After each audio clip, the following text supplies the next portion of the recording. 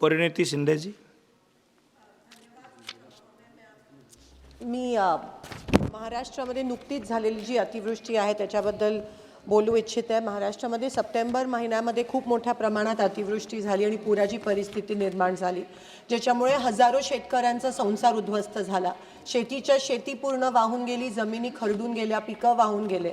पण ह्या ठिकाणी महाराष्ट्र सरकारने जी मदत केली ती अतिशय तुटपुंजी आहे. आणि त्या उलट अतिशय लाजिरवाणी गोष्ट अशी आहे की केंद्र सरकारकडून आम्हाला जी मदत प्राप्त होणार होती ती अजूनही प्राप्त झाली नाही आहे, कारण शासनाने केंद्राला अजून प्रस्तावच पाठवला नाही आहे. कालच ह्या सभागृहात मिनिस्ट्री ऑफ होम अफेअर्सनी कन्फर्म केलं की महाराष्ट्राकडून कोणत्याही प्रकारचा प्रस्ताव या ठिकाणी केंद्र शासनाला NDRFच्या माध्यमातून प्राप्त झाला नाही आहे. आणि त्यामुळे अनेक महाराष्ट्र, खास करून सोलापूर आणि उस्मानाबादच्या शेतकऱ्यांवर खूप मोठ्या प्रमाणात त्या ठिकाणी अन्याय होत आहे.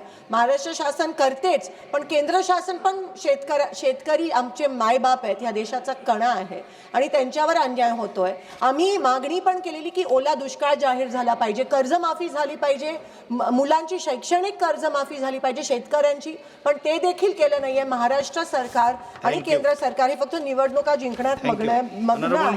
आणि शेवटचा विषय असा आहे की फार्मर आईडीची जी अट है KYC साल में 4 बार की जाती है, उसकी कोई जरूरत नहीं है. वो क्राइटेरिया रद्द करके हमारे किसानों को तुरंत मदद मिलनी चाहिए केंद्र सरकार.